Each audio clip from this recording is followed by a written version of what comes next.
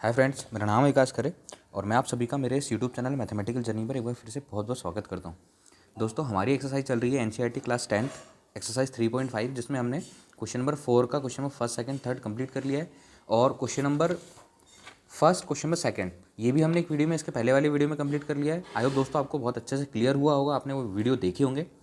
इस वीडियो में हमारे पास दो क्वेश्चन बचे हुए हैं, क्वेश्चन नंबर 4 का क्वेश्चन नंबर 4 और 5। ये दोनों क्वेश्चन को हम इस वीडियो में कंप्लीट करेंगे और इस एक्सरसाइज को कंप्लीट करेंगे यहाँ से। तो दोस्तों, इसके पहले के अगर वीडियो नहीं देखे तो प्लीज़ इसके पहले की वीडियो देखिए, ताकि आपको इस क्लास 10th के pair of linear equation in two variable दो चर वाले रैखिक समीकरणों के जो क्वेश्चन है वो सारे के सारे समझ में आ जाएंगे।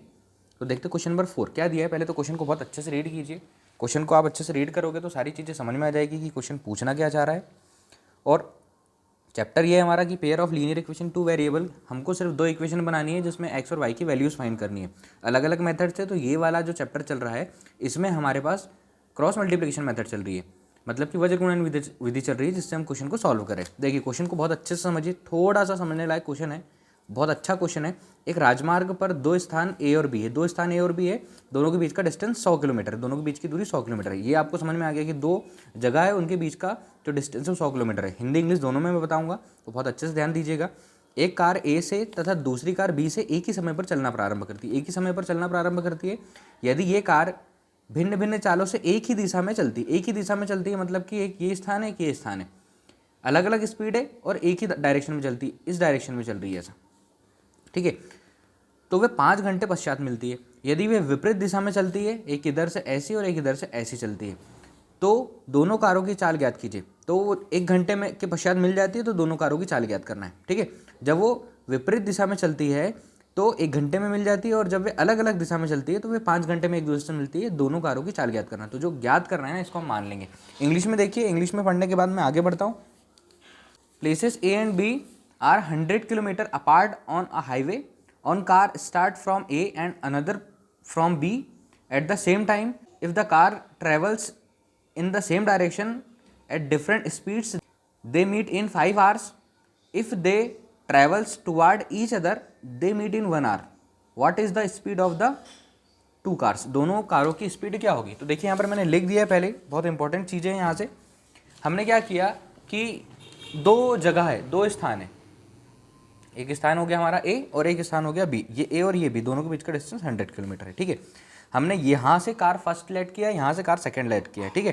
तो स्पीड ऑफ फर्स्ट कार, जो पहली कार है उसकी चाल हमने लेट कर ली x किलोमीटर पर आवर, और जो सेकंड वाली कार है उसकी हमने स्पीड लेट कर ली y किलोमीटर पर आवर। अब यहाँ हमको याद रखना है कि speed both car while they are travelling in same direction, जब वो सेम डायरेक्शन में चलेगी ना, जैसे कि एक कार ऐसी चल रही है और दूसरी कार ऐसी चल रही है, तो दोनों की जो जॉइंट स्पीड होगी, दोनों की जो स्पीड होगी वो होगी u माइनस वी, ठीक है। मतलब कि अगर हमने यहाँ x और यहाँ y माना है तो ये हो जाएगा हमारा x minus Y kilometre per hour, x minus Y kilometre per hour, जब दोनों एक ही डायरेक्शन में चल रही है, ठीक है। फिर समान दिशा में कार की चाल, ये आपको याद रखना है, सिर्फ इतनी कंडीशन आपको याद रखना है कि अगर समान दिशा में कार चलेगी तो दोनों की स्पीड जो रहेगी, इसकी स्पीड और इसकी स्पीड को माइनस कर देंगे, ये याद रखने वाली बात है।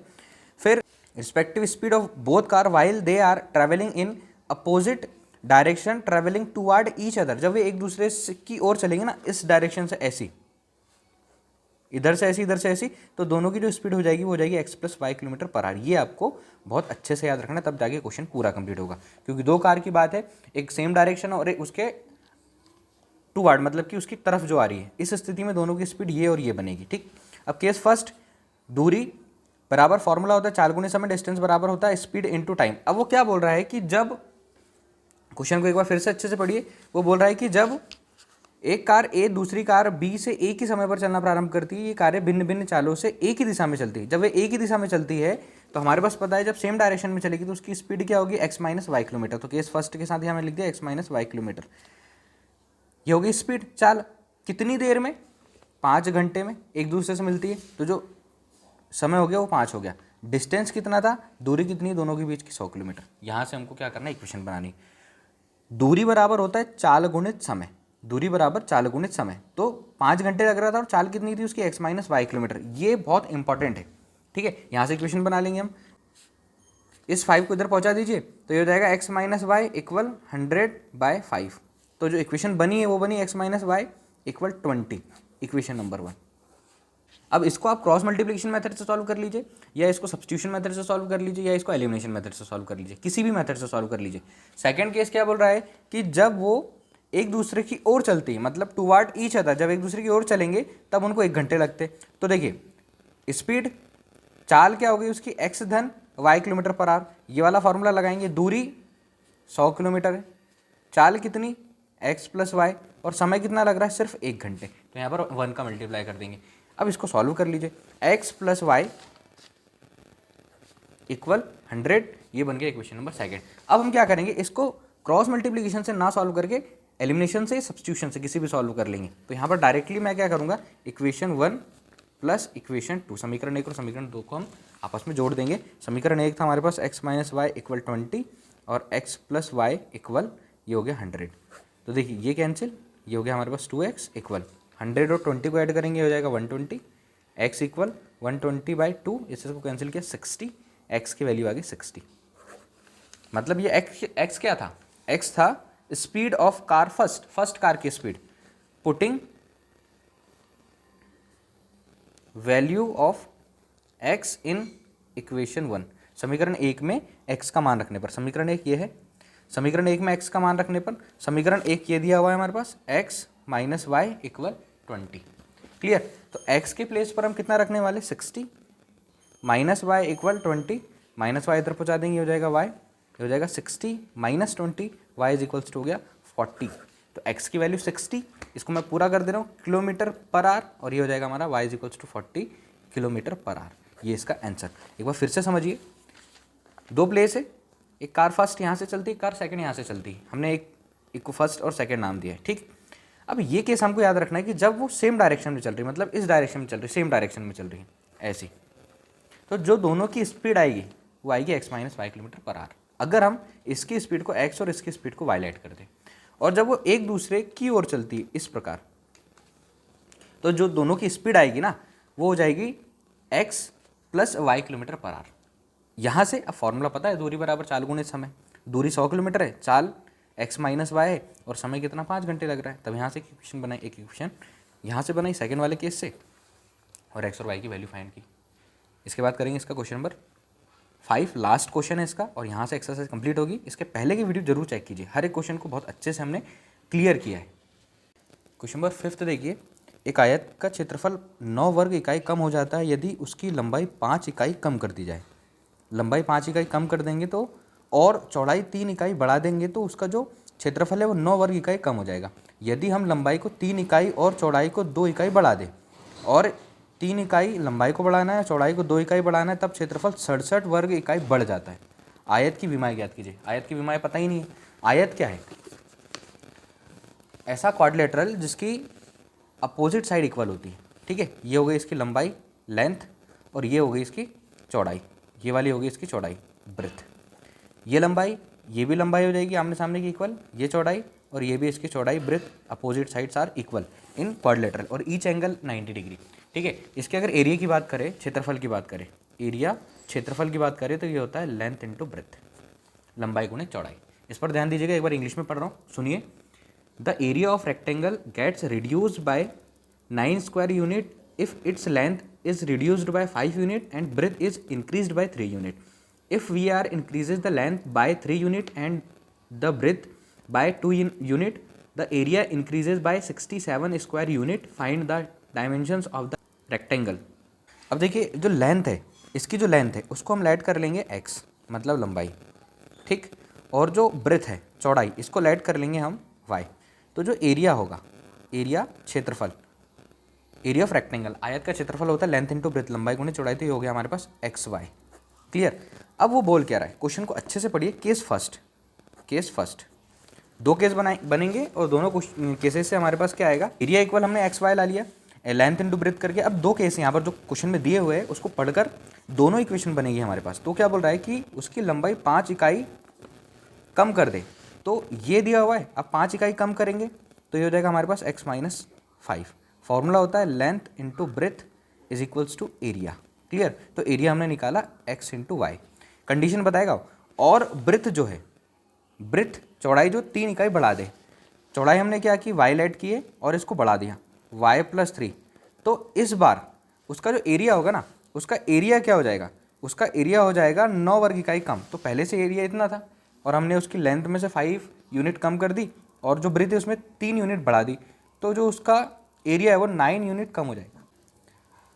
एरिया जो है 9 यूनिट कम हो जाएगा, ये क्वेश्चन बोल रहा है। अब यहाँ से हम इसको सॉल्व करके इक्वेशन बना लेंगे। देखिए x का मल्टीप्लाई y में किया xy, x का मल्टीप्लाई 3 में किया 3x, 5 का मल्टीप्लाई y में किया -5y, प्लस माइनस माइनस ये हो जाएगा 15 इक्वल xy -9। ये वाला xy से ये वाला xy कैंसिल हो गया, 3x -5y -15 और +9 इक्वल 0।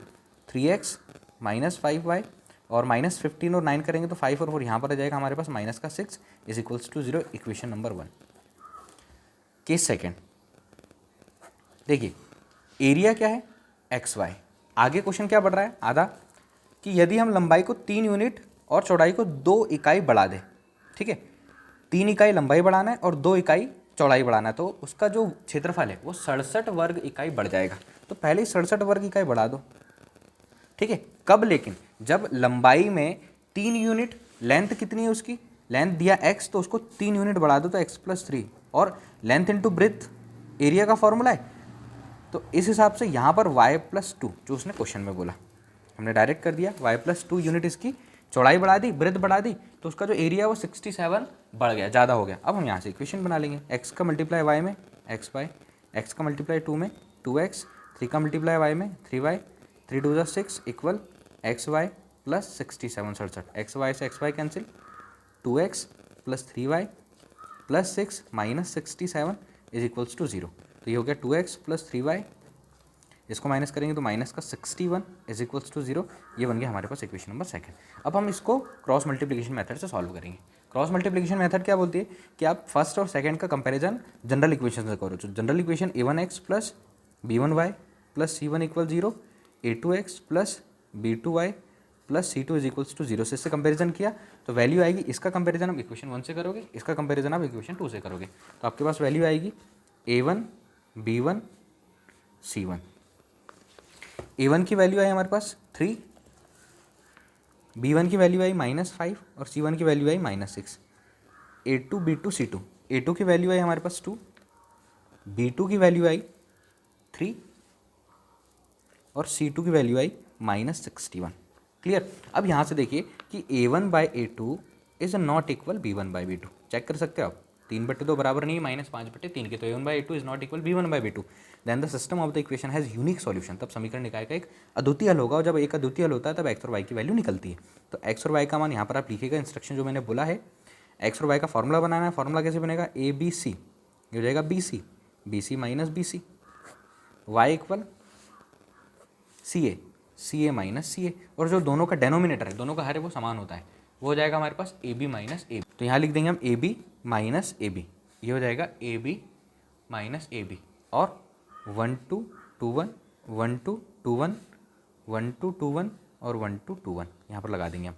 अब x इक्वल वैल्यूज पुट करो, b1 की वैल्यू यहाँ से -5 इंटू c2 की वैल्यू -61 b2 की वैल्यू 3 इंटू c1 की value -6 bye a1 b2, a1 की वैल्यू 3 इंटू b2 की वैल्यू 3 माइनस a2 की वैल्यू 2 इंटू b1 की वैल्यू -5।